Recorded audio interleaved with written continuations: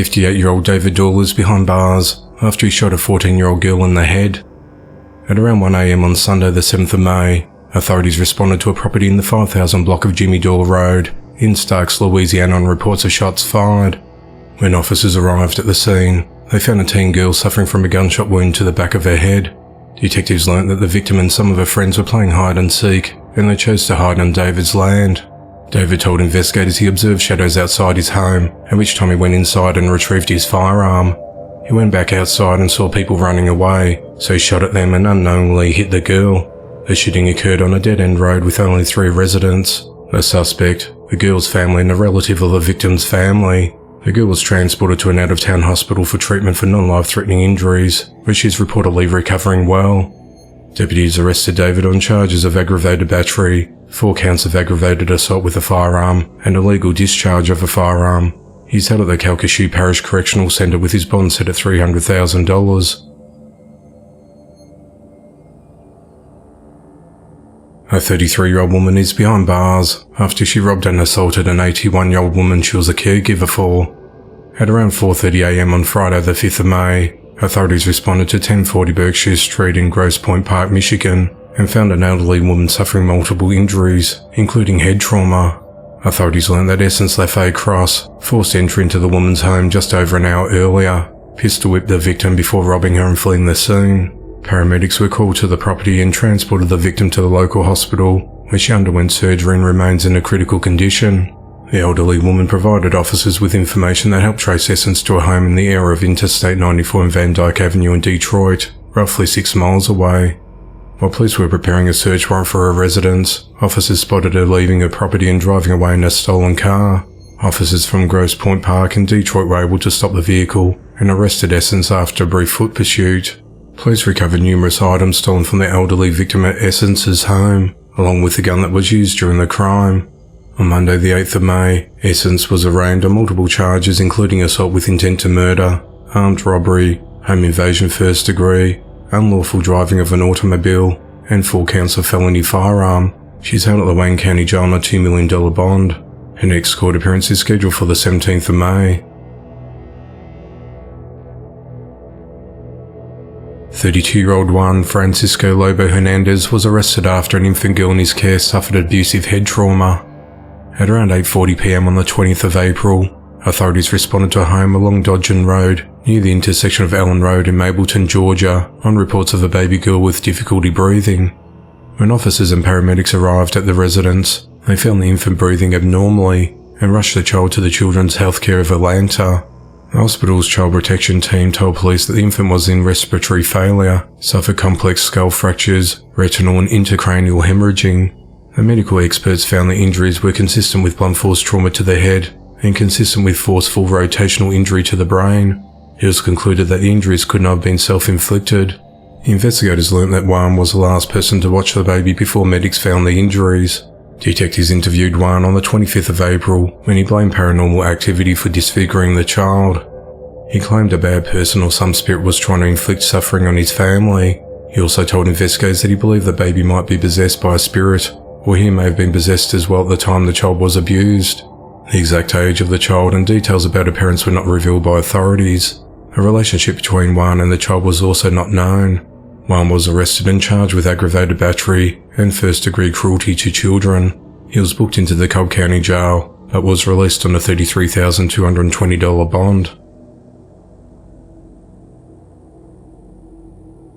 39-year-old German Matthews is behind bars after he allegedly stalked, beat and raped a woman with a developmental disability.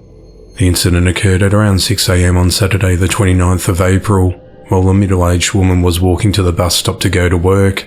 She was in the area of Winton Road and Smalley Avenue in Forest Park, Ohio, when German followed her. German then grabbed the victim and threw her over a guardrail into a wooded area.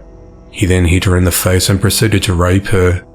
A bystander called 911 for help, and when police arrived at the scene they saw German assaulting the victim. German fled the scene but was taken into custody after a short foot pursuit. The woman suffered significant injuries. German broke both her orbital bones, fractured her skull, broke her nose and caused swelling to her brain. Irvin Leibson, a friend of the victim, described her as a woman in her mid-40s, living with the mental capacity of a teenager. She has a job, he said. One of the things she said when she got into the hospital was, "Tell the people I'm going to be late for work."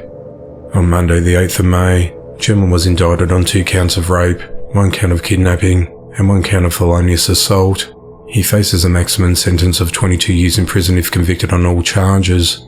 German remains held at the Hamilton County Jail on a $700,000 bond. German is reportedly in the country illegally and was previously deported. Hamilton County prosecutor Melissa Powers said, "This man stalked and brutally attacked a total stranger.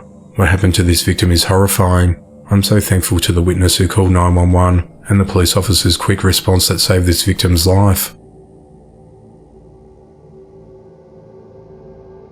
Police arrested a 29-year-old sex offender in connection with the death of a missing 15-year-old girl. His body was found in a dumpster over the weekend. Gracie Sasso Cleveland's family reported her missing on the night of the 6th of May, after they hadn't seen or heard from her since the evening of the 4th of May.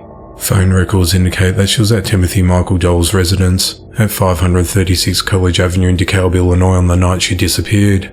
On the afternoon of the 7th of May, police located Gracie's body in the dumpster on a property adjacent to Timothy's apartment, and he was arrested in connection with her death. Timothy and Gracie were reportedly dating. Police said that on the night of the 4th of May, he and Gracie got into a heated argument when Timothy held Gracie down and suffocated her with a pillow until she lost consciousness, to which she did not recover. He then placed her body in a dumpster, removed her personal items from his apartment, and threw her phone away in the garbage at another location.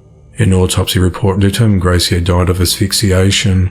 Timothy is charged with 2 counts of first-degree murder, aggravated criminal sex abuse, concealment of a homicide, aggravated domestic battery, 2 counts of obstruction of justice, unlawful restraint, and unlawful communication by a child sex offender.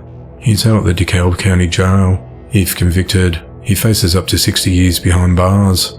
At the time of his arrest, Timothy was on probation for the sexual assault of a 14-year-old. He pleaded guilty to the charges on the 12th of April. He was sentenced to probation and registered his sex offender status with the DeKalb Police Department on the 14th of April.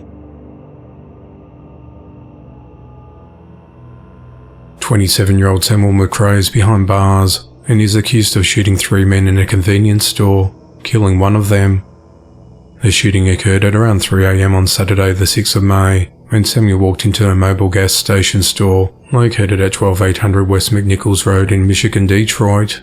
He tried to buy something that was $3, but the transaction declined.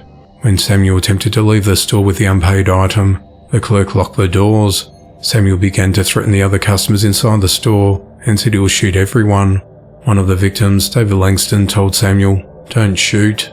David and his best friend, 37-year-old Gregory Fortner Kelly, asked the clerk to open the doors, but Samuel fired at the 2 friends and another victim anyway, killing Gregory. The clerk reportedly opened the door after the shooting, and Samuel fled the scene in a white Ford Expedition. Samuel was arrested the next day and charged with first-degree premeditated murder, 2 counts of assault with intent to murder, 3 counts of felony firearm, and 1 count of possessing a firearm as a felon. He pleaded not guilty to the charges. Gregory was a substitute teacher and leaves behind 3 children.